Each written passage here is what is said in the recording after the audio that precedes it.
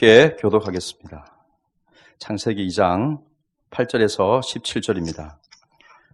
창세기 2장 8절에서 17절까지 교독하겠습니다.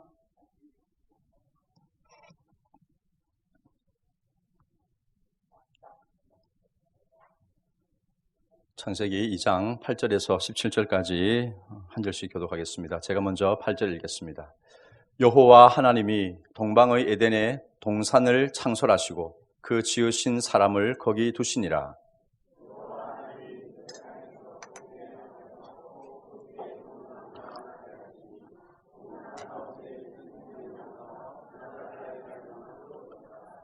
강이 에덴에서 흘러나와 동산을 적시고 거기서부터 갈라져 네 근원이 되었으니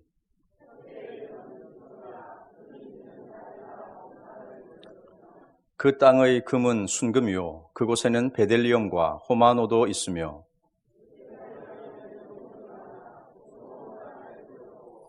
셋째 강의 이름은 hitdegel이라 아수르 동쪽으로 흘렀으며 넷째 강은 유브라데더라.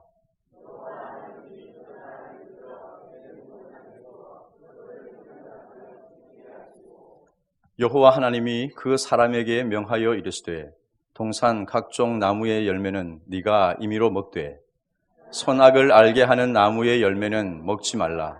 네가 먹는 날에는 반드시 죽으리라 하시니라. 아멘. 할렐루야. 반갑습니다. 예. 한 주간 하나님을 많이 생각하셨습니까? 가끔씩은 하늘을 이렇게 좀 쳐다보시면서 살았으면 좋겠습니다. 비가 오는 오늘 같은 날씨는 쳐다보시면 안 되겠지만 맑은 날에는 수시로 하늘을 이렇게 좀 쳐다보셨으면 좋겠습니다. 하나님은 온 천하에 계시고 우리 마음속에도 계시죠. 우리 마음속에 계신 하나님을 이렇게 볼 수는 없지 않겠습니까?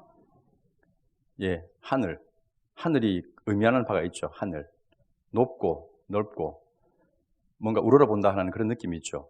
하늘을 우리가 쳐다본다는 것은 그냥 자연을 감상하는 차원이 아니고 나를 다스리시는 절대자가 계신다. 이것을 인식하고 살았으면 좋겠다는 것입니다. 늘상 이 땅만 쳐다보고 살아가는 사람은 참 삶이 좀 고달프고 힘들고 그런 모습인 것 같은데 그런 가운데서도 여러분 하나님이 살아계시고 나와 함께 계신다 하는 사실을 여러분들이 느끼셨으면 좋겠습니다.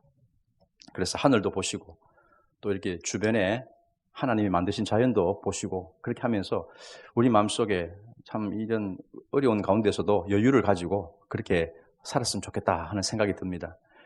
제가 여러분들을 보니까 참 하나님이 살아계시다는 사실을 느낄 수가 있습니다. 여러분들의 표정 속에서 그런 것들이 느껴집니다. 여러분 하나님 살아계시죠? 예, 그렇습니다. 이곳에 우리가 예배 드리는 이유, 하나님이 이곳에 살아계셔서 우리 예배를 받으시기 때문이죠. 우리 옆에 분에게 웃으면서 하셔야 됩니다. 웃으면서. 예, 하나님은 좋으신 분이니까 어찌 웃음이 나오지 않습니까? 그죠? 예, 웃으면서 하나님은 살아계십니다 하고 한번 인사해 주십시오. 하나님은 살아계십니다. 하나님이 당신과 함께 하십니다 라고 한번 격려의 인사를 해 주십시오. 하나님이 여러분과 함께 하시고 우리와 함께 하시는 줄 믿습니다. 예. 하나님이 주시는 기쁨, 그것이 오늘 말씀 속에서도 경험되어질 수 있었으면 좋겠습니다. 기독교인이 이 불신자들에게서 늘상 공격받는 질문이 있습니다. 그 대표적인 질문이 바로 하나님이 왜 선악과를 만드셨나요? 라는 것입니다. 하나님이 선악과를 만들지만 않았다면 아담이 죄를 지을 일도 없고 이 세상이 불행해지지도 않았을 텐데 왜 하나님은 우리가 원하지도 않는 그런 일을 하셔서 우리를 이렇게 고통스럽게 하나요? 라고 질문을 합니다. 성경과 하나님을 믿는 저와 여러분들은 이런 질문 앞에 대답을 할 수 있어야 되겠습니다. 그냥 너무 깊이 알려고 들지 마. 다쳐. 이런 식으로 그냥 얼버무리지 마시고 왜 하나님의 선악과를 만드셨는지 그 이유를 우리 스스로가 답을 찾고 또 그것을 궁금해 여기는 사람, 때로는 그냥 시비를 걸기 위해서 하는 사람에게도 답을 내릴 수 있어야 되겠습니다. 그것이 오늘 하나님의 말씀을 읽고 묵상하면서 하나님이 주시는 뜻을 깨달은 성도의 그런 모습이라고 생각하는 것이죠.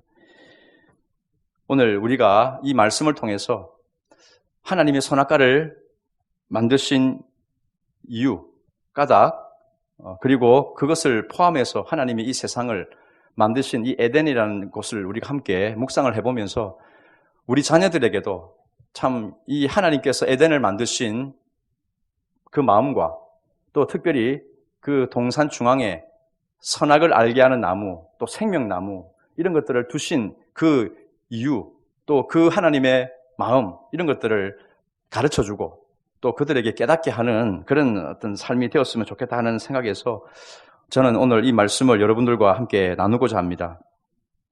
오늘 본문에 보시면 하나님이 에덴 동산에 선악과를 두셨습니다. 그게 이제 창세기 2장 9절에 나오죠. 9절에 선악과를 두셨다 했습니다. 그리고 이 선악과를 먹으면 반드시 죽는다라고 또 17절에 말씀을 하고 있습니다. 이런 내용들을 우리가 살펴보기 전에 먼저 하나님이 만드신 이 창조의 기사를 우리가 먼저 또 좀 살펴보았으면 좋겠습니다. 여기서 우리가 하나님의 인격성을 먼저 확인할 수가 있습니다. 하나님은 비인격적인 어떤 힘을 가진 무서운 존재가 아니고 언제나 이 세상을 향해서 당신의 선함을 드러내는 인격적인 분이다 하는 사실을 우리는 이 창조기사로부터 알 수 있기 때문에 먼저 그 사실을 좀 살펴보았으면 좋겠습니다. 오늘 말씀은 하나님이 최초로 사람을 만드셨을 그때로 우리를 인도해 가죠. 아기가 세상에 처음 나오게 되면 그는 아무것도 없는 텅 빈 공간 속에 내던져지는 것이 아닙니다. 아기가 세상에 나오면 기다리는 사람들이 있습니다. 정상적인 가정에서는 엄마의 따뜻한 품이 아기를 기다리죠. 아빠의 그 환한 미소가 또 아기를 반깁니다.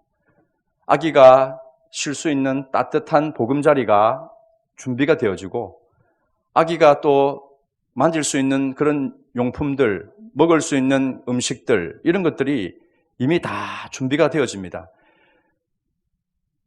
저와 여러분들이 인격적인 존재이기 때문에 우리가 몸에서 태어나게 만드는 우리의 몸에서 태어나는 이 아기를 아무런 준비 없이 그렇게 맞이하지를 않는다는 것입니다. 새 생명을 맞이하기 위해서는 언제나 그 사랑하는 대상이 그 생명을 맞이할 수 있는 모든 조건들을 갖추고 있는 것이죠. 하나님도 그렇다라는 생각을 우리가 하게 됩니다. 하나님이 인격적인 분이시고 사랑의 하나님이라면 그런 일들을 하신다라는 것이죠. 오늘 하나님의 만드신 만물이 창세기 1장에 소개가 되어져 있습니다. 하나님은 우주를 만드셨죠. 온 우주 만물을 만드시고 특별히 지구라는 이 물리적인 공간 안에 온갖 최적화된 환경을 만들어 놓습니다. 지구가 태양계에서 위치하고 있는 그 자리에서부터 이 지구라는 안에 공기를 만드시고 또 기후를 조성하시고 물과 각종 동식물이 그곳에서 살도록 모든 환경을 갖추어 놓습니다. 우리가 과학 시간에 배우는 여러 가지 법칙들 또 물리적인 그런 원리들 이런 것들이 이 세상 만물 안에 이미 하나님이 다 만들어 놓으셨습니다. 그리고 하나님은 그 사람에게 이런 것들을 발견하고 찾으라고 말을 하고 있죠. 그런 것들을 찾게 되면 우리들의 삶이 훨씬 더 유용해지고 풍족해지니까 이런 것들을 하나님이 다 세팅을 해놓으셨다는 것입니다. 그런데 여러분, 하나님이 이런 환경들을 만들어 놓으신 그 기본적인 아이디어, 누구에게 초점을 맞추는 것입니까? 그냥 만물을 만들어 놓은 것이 아니고 어떤 특정한 대상을 위해서 이것을 만들어 놓는다는 사실을 우리가 창세기 1장, 2장에서 확인할 수 있죠. 그 대상은 바로 인간입니다. 인간. 사람을 초점으로 해서 그 사람이 살아갈 수 있는 최적의 환경, 이걸 하나님이 처음에 이 세상 가운데 만들어 놓으시죠. 그 환경을 위해서 하나님은 먼저 당신의 머릿속에 구상을 하십니다. 그리고 인간이 만들어지기 전에 이 세상에 그 환경, 그런 조건들을 이미 세팅을 해놓고 계십니다. 하나의 비유를 여러분들에게 좀 설명을 드리고 싶습니다. 여러분들 집에 그 가정용 수족관이 있습니까? 어린 아이들을 둔 부모님이라면 한 번씩은 이 아이들에게 우리 집에도 물고기를 좀 키워요. 물고기 사주세요. 수족관, 그 수족관을 키워놓고 좀 이렇게 만들어 놓고 키워보자. 그런 성화를 부리는 경험들을 하셨을지 모르겠습니다. 커다란 어항을 하나 사죠, 먼저. 그리고 바로 물을 붓습니까? 아닙니다. 그 어항을 만들어 놓고는 먼저 바닥에다가 이렇게 바닥재를 깔게 됩니다. 뭐 흰 모래, 아니면 검은색 모래, 이런 것들을 바닥에다가 딱 이렇게 깔아 놓죠. 그걸로 끝입니까? 아닙니다. 거기에는 또 산소를 뿜어내는 산소 공급기를 거기다가 설치를 해 놓습니다. 물의 온도를 유지하는 또 수중 히터도 거기에 달아 놓죠. 에어펌프도 거기에 있고 여과기도 설치를 해야 됩니다. 그리고는 이런 것들을 볼 수 있는 그런 조명등, 이는 LED로 된 조명등을 딱 이렇게 켜놓고 그런 것들을 감상할 수 있도록 만들어 놓습니다. 물을 보충하는 정수기 호스도 거기에 넣죠. 아, 최 목사가 어떻게 저리 잘 알지? 저도 다 찾아보고 지금 말씀을 드리는 겁니다. 여기에 끝이 아닙니다, 여러분. 이게 끝이 아니고 또 그 안에는요, 또 각종 장식으로 되어진 그런 뭐 나무라든지 또 수초라든지 산호초 이런 것들을 또 거기다가 뿌리를 심어서 그런 것들을 멋지게 이제 꾸미게 되죠. 돌도 갖다 놓습니다. 근데 대충 갖다 놓지 않습니다. 돌도 얇은 돌, 큰 돌, 평평한 돌, 동굴같이 생긴 돌, 다양한 돌들을 또 거기다가 장식을 해놓고 그런 것들을 만들어 놓죠. 이 수족관 안에서 살아갈 금붕어들이, 열대어들이 살아갈 수 있는 환경들이 그 수족관 안에서 이미 다 갖추어져 있는 것이죠. 그리고 맨 마지막에는 무엇을 합니까? 주인이 물이 가득 들어있는 이 비닐봉지를 들고 와서 그 안에 있는 열대어 두세 마리를 이제 그곳에다가 다 이제 풀어 놓습니다. 땀을 삐질삐질 흘리면서 그 모든 환경들을 갖추어 놓고 또 거기에 정수된 물을 담아서 마지막에 물고기를 그 속에다가 집어넣을 때에 그 상황을 여러분들이 상상해 보십시오. 내가 좋아하는 이 물고기가 봉지에서 이 수조로 들어가면서 물과 함께 주르륵 끌려 들어갈 때, 그 속으로 밀려 들어갈 때 과연 여러분들은 어떤 느낌이 드십니까? 물고기를 위해서 돈과 시간을 써가면서 그 모든 준비를 갖추고 마지막에 이 어항의 주인공이 되는 그 물고기를 집어넣을 때 여러분들은 어떤 말을 할 수 있을까요? 썩 꺼져라 이놈아, 꼴 보기 싫다, 이런 말 하는 사람이 있습니까? 없습니다. 저는 이런 생각을 해보았습니다. 아, 저 같으면 어떻게 할까? 잘 살아, 행복해야 돼. 저희가 참 감성이 별로 없는 사람인데요. 저 같은 사람도 그 모든 것들을 내가 딱 준비를 해놓고 이제 물고기를 집어넣을 때는 그런 말이 나도 모르게 흘러나오지 않을까, 그런 생각을 해보게 되는 것입니다. 흐뭇한 미소를 지으면서 행복해야 돼. 자, 여기는 네 세상이니까 마음껏 이 안에서 헤엄치고 놀아라. 좀 오글거리죠. 그렇지만 이런 감성적인 멘트가 아마 인격적인 존재에게서 나오는 자연스러운 그런 모습이 아닌가, 그런 생각을 해보게 되는 것이죠. 이것이 오늘 본문의 8절부터 14절까지 나오는 이 하나님의 마음을 상상하면서 각색해 본 것입니다. 하나님이 8절에 보니까 이런 말씀이 있습니다. 우리 8절 같이 읽어보겠습니다. 시작. 여호와 하나님이 동방의 에덴에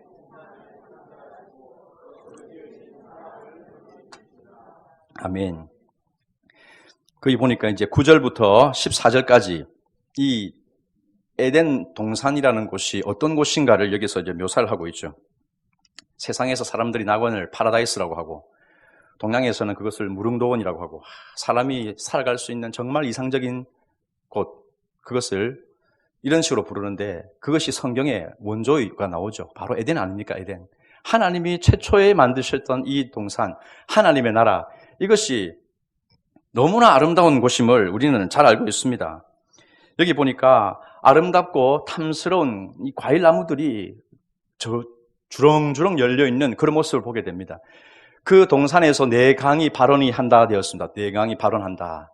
생명을 상징하는 이 강이 흘러가니까 이 금이 뒤덮여져 있는 땅들에게 이 강들이 흘러가서 비옥한 그런 모습을 이렇게 갖추게 하는 것입니다.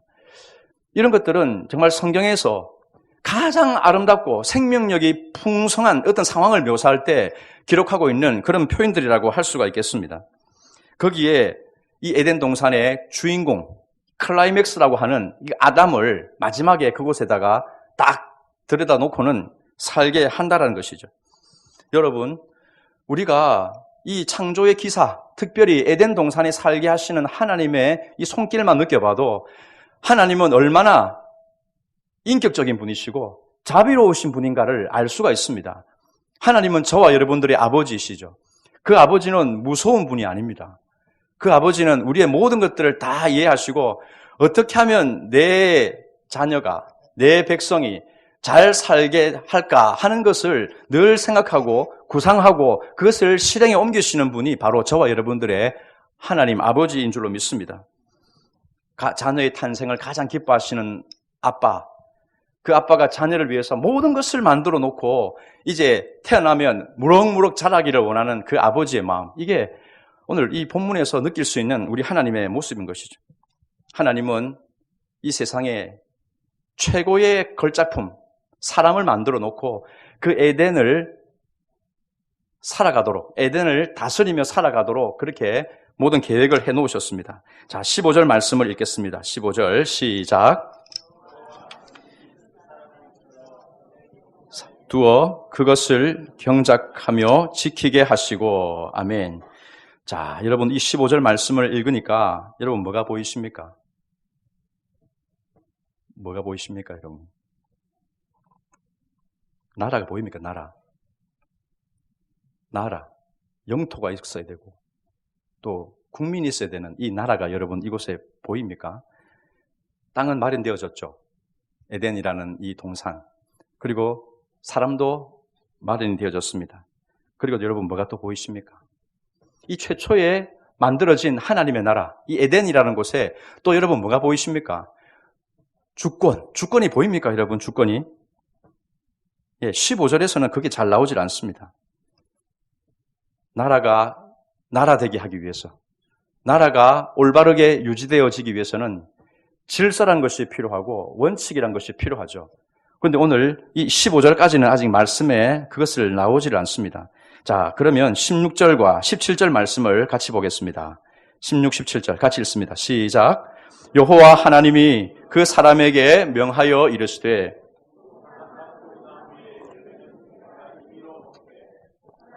알게 하는 나무의 열매는 먹지 말라. 네가 먹는 날에는 반드시 죽으리라 하시니라. 아멘. 자, 모든 것의 창조주가 되시는 하나님, 만물의 참 주인이신 하나님이 당신의 형상으로 지음받은 그 사람을, 아담을 만들어 놓고 이제 마지막으로 아담을 이 에덴 동산에 들여다 놓습니다. 그러면서 그냥 들어가라고 떠밀어 버리고 끝일까요? 아니죠. 하나님은 인격적인 분이시니까 뭐라도 인간, 아담에게 뭔가 소통하는 말을 하시거나 어떤 표현을 하실 거라는 생각을 우리가 충분히 해볼 수 있죠. 그게 바로 16절의 말씀이 되는 것입니다. 일종의 아담에게 주시는 축하 메시지. 네가 이곳에 살게 된 것을 축복한다 하는 말인 것이죠. 아담아, 내가 너를 위해서 이 모든 것들을 준비해 놓았어. 이 모든 것들은 다 너를 위한 거야. 너는 이제 여기에 들어가서 네가 하고 싶은 대로 마음껏 누리며 살아도 좋아. 이 안에는 별게 다 들어있단다. 그러니까 이 안에서 내가 너에게 준 이 지성을 가지고 탐구하고 또 궁구하고 발견해서 내 삶이 더욱더 부유해졌으면 좋겠다. 하나님께서 그렇게 말씀을 합니다. 그 땅에 들어가서 너는 생육하고 번성하거라. 너의 삶이 풍요로워지거라 하고는 하나님이 축하를 메시지를 주시면서 그곳에 들여다 보내시는 것이죠. 여러분, 오늘 주님이 여전히 우리에게도 말씀을 합니다. 하나님이 통치하시는 교회에 대해서 이 메시지를 주시죠. 이 안에서 너는 마음껏 자유를 누려라. 예수 그리스도를 의지하는 그 믿음 안에서 너는 마음껏 주님이 주시는 삶을 번성케 하고 생명력을 누리도록 해라. 하나님께서는 우리에게 명령하고 있습니다. 여러분, 우리에게 주셨던 이 축복의 명령들을 우리가 어찌 거부할 수가 있겠습니까? 어찌 우리가 이것을 아니라고 부정할 수가 있겠습니까? 하나님은 누리라고 말씀하고 있고, 먼저 우리들의 삶이 부요해져서 세상 가운데 여전히 하나님의 이 사랑을 받지 못하고 경험하지 못하는 사람들에게 이것을 알려주라고 말씀을 하고 있습니다. 예수님께서 말씀하셨죠. 도적이 온 것은 양들을 도둑질하고 죽이고 멸망시키려는 것뿐이지만 내가 온 것은 양으로 하여금 생명을 얻게 하고 더 풍성히 얻게 하려 함이라. 그렇게 말씀을 하셨습니다. 여러분, 우리는 주님 안에서 풍성한 삶을 누릴 수가 있습니다. 무엇이 여러분들에게 그 삶을 핍절하게 만들고 고통스럽게 하고 있습니까? 하나님의 말씀을 능가하는 환경이 있습니까? 하나님의 통치를 끊어버릴 수 있는 이 세상의 세력이 있습니까? 여러분들이 그리스도 예수 안에 있다면 여러분들은 이런 번성하고 풍성하고 풍요로운 그 삶을 누려도 좋습니다. 그건 그리스도 안에서 우리에게 주셨던 특권이기 때문에 우리는 그럴 수 있는 자격이 되는 것이죠. 여러분들이 하나님의 은혜를 경험하고 세상 가운데 이런 놀라운 축복의 메시지들을 마음껏 말할 수 있고 여러분들의 삶을 통해서 예수 믿는 이 즐거움이 무엇인지를 알려줄 수 있는 그런 삶에 참여하실 수 있기를 주님의 이름으로 축원합니다. 하나님은 아담에게 이 축복의 메시지의 한마디를 더 덧붙이십니다. 그게 17절이죠. 참 아담아, 그런데 네가 한 가지 기억할 게 있단다. 네가 그곳에 들어가면 너는 내가 너를 만들었다는 사실을 잊어서는 안 된다. 알았지? 내가 이걸 기억하도록 하기 위해서 저기 저 동산 가운데에 제일 잘 보이는 곳에 나무 하나를 두었단다. 거기에 있는 나무의 열매를 절대로 따먹어서는 안 된다. 그걸 따먹으면 너는 반드시 죽게 되니까 이것을 꼭 명심하거라. 그것으로 네가 나를 기억하고 나를 인정하는 줄 내가 알겠다. 그렇게 주님께서는 말씀하죠. 그게 17절 말씀이죠. 선악과를 만들어 놓고 먹는 날에는 죽게 된다 하는 이 경고를 우리는 참 부당하다 여깁니까? 그것은 하나님의 참 가혹한 처사입니까? 에덴 동산은 하나님이 만드신 그 하나님의 착하고 아름다운 그 성품이 반영되어진 나라입니다. 하나님의 나라를 이루기 위해서 하나님은 땅을 준비하셨고 또 국민을 준비하셨죠. 그리고 한 가지 요소가 남았습니다. 그 한 가지 요소가 바로 주권입니다. 주권. 국법이죠. 국법. 일종의 헌법이라고 할 수 있는 이 법을 세웠습니다. 나라가 유지됨에 있어서 모든 국민들이 수긍하고 따라야 될 그 권위, 그 법이 분명히 존재해야 되는 것입니다. 국법이 유명무실해지면 무정부 상태가 되어져 버리면 그 나라의 결과가 어떻게 해야 될지는 우리가 불보듯 뻔하다는 사실을 잘 알고 있습니다. 하나님은 처음부터 당신의 나라를 세우실 때 법을 두셨죠. 자연적인 법칙들이 있습니다. 우선 자연적인 법칙. 이 세상 만물 이런 것들이 흘러가기 위해서는 하나님이 정해놓으신 어떤 원리, 법칙들이 있죠. 우리가 옛날에 학교 다닐 때 배웠던 그런 다양한 법칙들, 만유인력의 법칙이라든지 또 부력의 법칙이라든지 관성의 법칙이라든지 이런 것들이 얼마든지 그 에덴 동산 안에서 지금 존재하고 있습니다. 그런데 이런 것들의 특징은 뭡니까? 하나님이 일방적으로 딱 정해놓으면 그대로 움직여버리는 하나의 법칙이죠. 기계적인 법칙입니다. 기계적인. 그런데 하나님이 인간하고도 법칙을 세우셨어요. 하나님의 그 주권이 인간에게 어떻게 나타나고 있는가? 인격적인 법칙으로 나타납니다. 하나님이 일방적으로 뭔가를 세우는 것이 아니고 언약을 맺는, 약속을 맺는 하나님과 인간 사이에 상호 이런 교감을 통해서 인격적인 관계에서 법칙을 하나님께서는 만들어 놓으십니다. 그건 당연하죠. 하나님도 인격이시고 인간도 인격이니까 부당하게 일방적으로 막 밀어붙이기식의 그런 말씀을 하나님이 하실 수가 없다라는 것입니다. 인격적인 법칙, 그것을 성경에서는 언약이라고 하죠. 언약. 그런데 이 언약은요, 언제나 인격적입니다. 우리가 부당하다고 여길 수 없는, 하나님이 일방적이다라고 말할 수 없는, 상호 동의하고 상호 만족하고 하나님도 좋고 인간도 좋은 그런 것이 바로 이 언약의 특징입니다. 아니, 어떻게 말하면 하나님께는 불리하다고 할 수 있고 인간에게만 너무나 좋을 만한 그런 것들이 이 언약 속에 들어 있습니다. 인격적이란 말이 무슨 말입니까? 내가 스스로 뭔가를 자유롭게 선택할 수 있다라는 그런 의미죠. 선택할 수도 있지만 그 선택에 따른 책임도 내가 지는 것, 이게 인격적인 관계에서 나오는 약속이라는 것입니다. 하나님은 아담에게 임의로 이 동산의 모든 나무의 열매를 마음껏 먹어라. 먹어도 좋다. 그런데 단 한 가지 열매만은 안 된다. 그렇게 말씀을 하셨습니다. 우리는 아담과 하나님이 맺은 이 언약에서 두 가지 원리를 생각해 볼 수가 있습니다. 첫 번째는 자유의 원리입니다. 자유의 원리. 임의로 먹으라. 하나님이 걸작품으로 만드셨던 인간의 특징 중에 한 요소가 바로 자유로움입니다. 자유로움.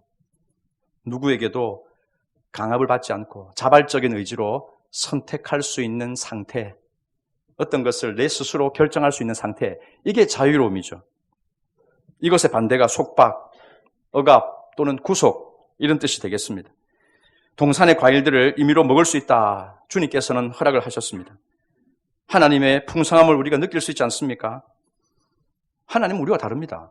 우리는요, 기분 좋게 줬다가도 내가 기분 나쁘면 그냥 뺏어버립니다. 내 기분 상하면 그날 반찬의 상태가 달라져 버리는 게 우리들의 모습 아닙니까? 내 기분 나쁜데 왜 저 사람을 좋게 하겠냐 하는 이런 생각을 가지는 거죠.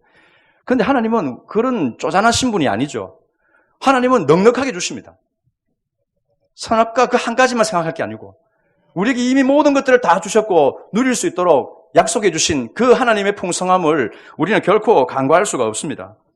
이 자유에는 하나님이 금하신 선악과조차도 사실은 먹을 수 있는 자유가 있어야 그게 인격적인 언약이라고 저는 생각합니다.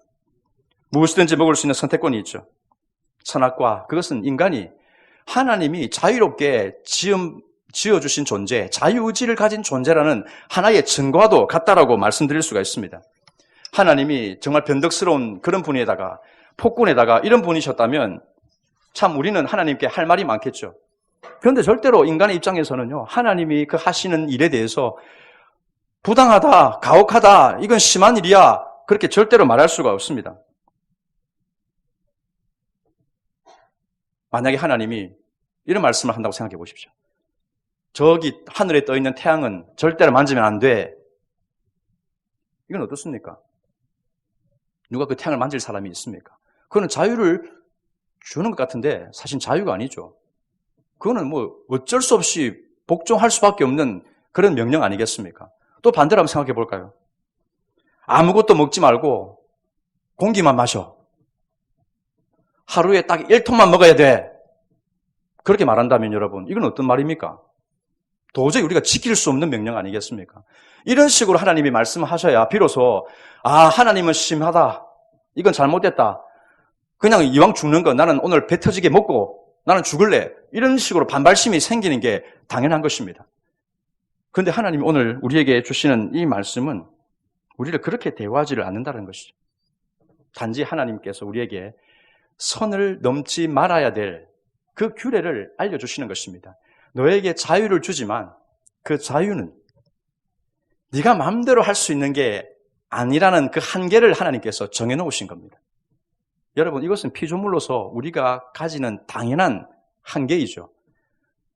만약 이런 것이 없다면 우리는 하나님을 생각할 여지가 없습니다.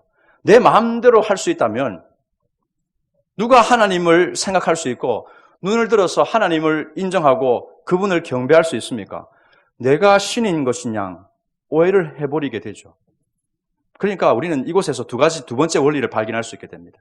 하나님의 선악과를 만드신 원리는 첫 번째는 자유의 원리였고요. 두 번째는 순종의 원리를 우리에게 가르쳐 주고 있다는 것입니다. 하나님 나라에는요, 무한 자유가 아닙니다. 무한 자유. 무한 자유는 하나님께만 존재하는 것이죠. 우리에게는 언제나 자유의 한계가 있고 범위가 있습니다. 우리가 그렇게 하나님 앞에 창조되어진 연약한 존재니까 그것은 어쩔 수가 없습니다. 이 한계를 넘어가 버리면 더 이상 그것은 자유로움이 아니고 우리는 죄에 얽매여서 속박을 당하는 그런 노예의 상태에 빠져버리게 될 것입니다. 죽음이 찾아오게 되는 것이죠. 모든 나무의 열매는 먹을 수 있지만 단 한 나무의 열매만은 먹지 말아라. 여러분, 선악과가 뭔가 마술적인 힘이 있는 그런 게 아닙니다. 그것은 하나의 원리를 보여주는 것입니다. 너의 위치를 알고 네가 하나님이 내신 그 계명과 말씀을 지키는가 안 지키는가 하는 것을 판단하는 척도, 그게 바로 선악과이죠. 선악과를 먹는다고 해서 막 눈이 밝아지고 뭔가 지식이 돼지고 그런 것이 아닙니다. 선악과는 하나님 앞에 반역함으로써 내가 하나님처럼 되고 싶다라고 여기는 그 행동, 그것을 뜻하는 것이죠. 우리는 결코 우리 마음대로 이것저것 할 수 있는 존재가 아니라는 사실을 하나님이 만들어 놓으신 이 선악과 금령을 통해서 우리는 확인할 수가 있게 되는 것입니다. 단 하나의 열매는 먹지 말아라. 위에 계신 하나님을 바라보라는 것이죠. 나를 지으신 존재가 있고, 하나님과 나는 다르고 내가 있어야 될 이 위치를 내가 벗어나면 안 되는 존재구나. 선악과를 볼 때마다, 그 열매를 쳐다볼 때마다 이 아담은 생각하는 것이고 하나님의 지음받은 사람들은 그것을 늘 인정을 하게 되는 것이죠. 이 관계성을 놓치면 우리는 죽을 수밖에 없습니다. 여러분 동의하십니까? 하나님께서 내신 이 말씀을 우리가 어기고 무시하고 내 멋대로 행하다가는요, 그냥 그 자체로 우리는 망할 수밖에 없습니다. 그런데 사람들은 이 죄인된 사람들은요, 항상 뭔가 삐딱하게 보는 경향이 있지 않습니까? 공원 벤치에 페인트를 이렇게 칠해놨습니다. 페인트를. 그리고 이제 거기다가 이제 팻말 붙여놨죠. 칠 조심. 앉으면 안 됩니다. 하고 이렇게 해놨습니다. 그러면 안 앉으면 되지 않습니까? 여기는 앉으면 안 되는 거구나. 위험한 거구나. 그런데 이상한 이런 변태 같은 사람들이 그냥 앉아보는 것입니다. 내 엉덩이 가지고 내 마음대로 앉는데 뭐 누가 뭐래. 이런 식의 엉뚱한 고집을 부리고 그냥 앉아버리는 그런 사람들이 있습니다. 여러분들 말고. 그런 사람들이 있습니다. 항상 삐딱하게 앞날이 뻔한데 그냥 뭐 호기심에서 하든 아니면 뭐 그냥 막 객기를 부리면서 하든 그렇게 해서 일을 저질러 버리고 망신창이가 되어져 버리는 그런 사람들이 얼마나 우리 주변에 많습니까? 정상적인 창조 질서 깨뜨리는 거, 그게 변태 아닙니까? 변태. 이 삐뚤어진 그런 사람들이 항상 이 선악과에 대한 부분을 그렇게 제기를 한다는 것이죠. 선악과에 대해서 잘 모르거나 아니면 하나님과 불편한 관계에 있거나 이 두 가지가 아마 우리가 가지는 이 선악과에 대한 의문일 것입니다. 첫 번째라면 오늘 말씀을 통해서 여러분들이 답을 내렸으면 좋겠고, 두 번째라면 오늘 말씀을 통해서 답을 찾았으면 좋겠습니다. 하나님이 내 안에 이런 죄된 이런 삐뚤어진 마음을 돌아보게 하시는구나. 아니면 나는 참 말씀에 대해서 무지하고 있었구나. 하나님께서 내셨던 이 자비롭고 은혜로우신 이 원리와 방법을 내가 순복해야 내가 사는구나.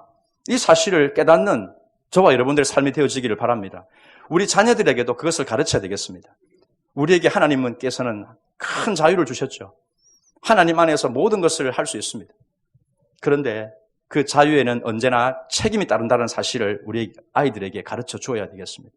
하나님이 정하여 주지 않았던 그 방식을 내가 마음대로 선택하여 나아가다가는 큰 코 다친다는 거, 이거를 아이들에게 삶으로 가르쳐 주고, 자유에는 피조물된 이 인간의 자유는 언제나 그 한계를 벗어날 수 없다는 사실을 늘 그들에게 가르쳐서 그리스도의 은혜라는 이 테두리, 울타리 속에서 살아가도록 우리 자녀들을 가르치는 그런 일들이 있어야 되겠습니다.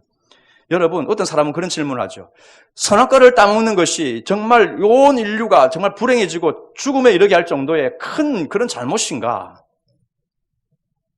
너무 심한 거 아닌가? 여러분, 선악과를 먹는다. 이게 다른 말에 동의어가 뭐겠습니까?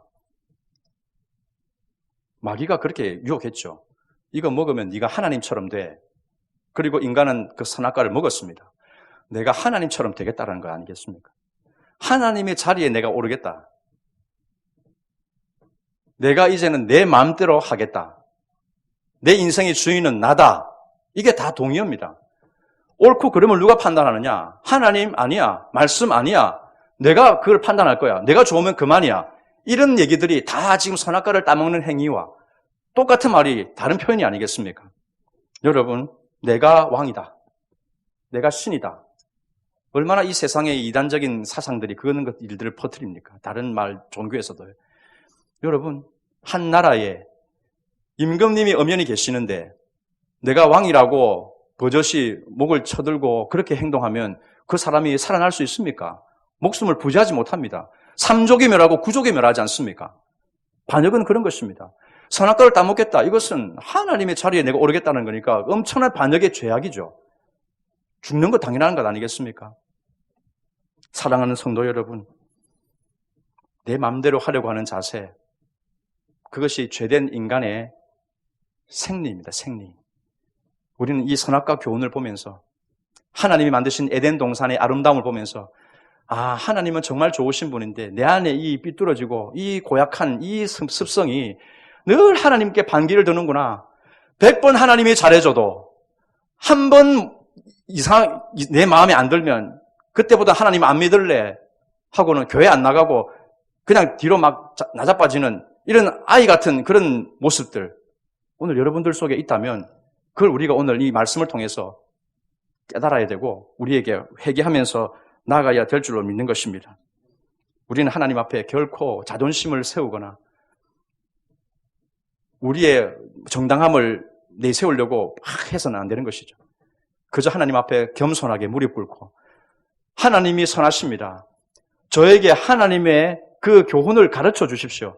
내 안에 이 완악한 소욕들을 보게 해 주십시오. 주님 나를 굴복시켜 주십시오.